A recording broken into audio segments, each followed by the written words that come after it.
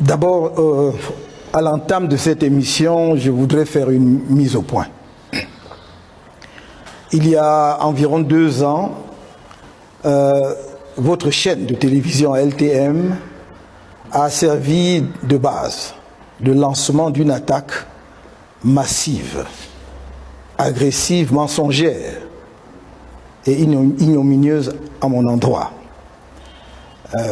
Prétendant que, alors que j'étais ministre délégué auprès du ministre de la Justice, garde des Sceaux, j'ai élaboré un code pénal pour lequel je me suis octroyé 14 milliards.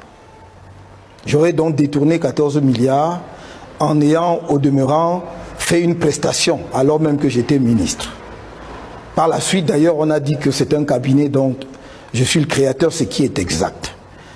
Je remarque simplement que, en dépit des clarifications apportées par moi-même, des clarifications et des mises au point faites par le ministre actuel de la Justice sur ce dossier, en dépit des précisions et des informations mises à disposition du public par le cabinet Brain Trust, votre chaîne n'a jamais jugé utile de porter à l'attention de son nombreux public qu'elle avait pu commettre une erreur, ou en tout cas qu'on avait pu l'induire en erreur sur l'information diffusée sur son antenne. Effectivement, vous serez relancé sur cette question qui est un sujet épineux.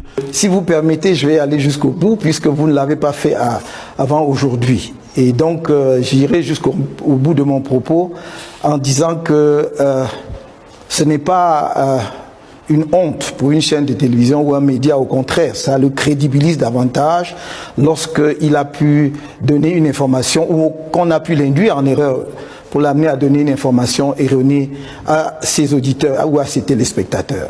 Je rappelle pour la bonne gouverne de vos auditeurs et des téléspectateurs de cette chaîne de télévision importante de notre paysage audiovisuel qu'il s'agissait d'un marché de 74 millions hors taxes et de 89 millions environ, toutes taxes comprises, portant sur l'élaboration de 3 codes.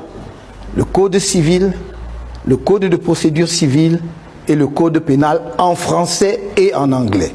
Premièrement. Deuxièmement, que c'est un marché qui a été attribué sur appel d'offres et non pas de gré à gré. Qu'il y avait donc plusieurs cabinets qui avaient soumissionné et que le dépouillement s'est fait régulièrement au ministère de la Justice en présence des 10 cabinets, qui n'ont jamais contesté, comme la législation le leur permet ou la réglementation le leur permet, contester l'issue du marché. Troisièmement, et cela est extrêmement important, que je n'étais pas membre de la commission de passation de marché du ministère de la Justice. Troisièmement, que j'étais hors du Cameroun en 2008. Lorsque le marché a été attribué, j'étais d'abord à Québec, représentant du Cameroun au sommet de la francophonie pour la révision du traité de l'OADA. Ensuite, je suis allé à New York puisque j'étais le candidat du Cameroun à l'élection à la Cour internationale de justice et que je devais battre campagne. Ce qui explique effectivement ma relative longue absence du Cameroun, autorisée évidemment par le gouvernement de notre pays. Qu'à mon retour en décembre, lorsque je suis rentré et que l'on m'a dit que Brain Trust Cabinet, dont je suis un des fondateurs, était attributaire de ce marché, j'étais gêné aux entournures et je suis allé voir le garde des Sceaux, vice-premier ministre de la Justice, garde des Sceaux, pour lui dire, vous savez, j'ai appris que Brain Trust a gagné un marché, le marché de l'élaboration des codes. Il m'a dit oui. Je lui ai fait remarquer que j'étais effectivement un des fondateurs de ce cabinet. Il a dit, on le sait. Et il m'a posé 3 questions, cher monsieur.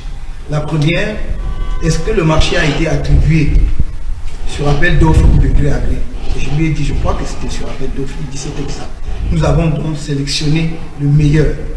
Deuxièmement, est-ce que vous êtes membre de la commission de passation des marchés? J'ai dit non, parce qu'effectivement, je n'en étais pas membre. Le président était le secrétaire général du ministère de la Justice. Les membres sont encore vivants, certains sont à la Cour suprême et d'autres occupent d'autres types de responsabilités. Et troisième question, il m'a dit, est-ce que c'est vous qui signez les marchés au ministère de la Justice? J'ai dit non, évidemment, Monsieur le Premier ministre, c'est vous. Et il m'a posé la question, quel est votre problème? Je n'avais donc pas de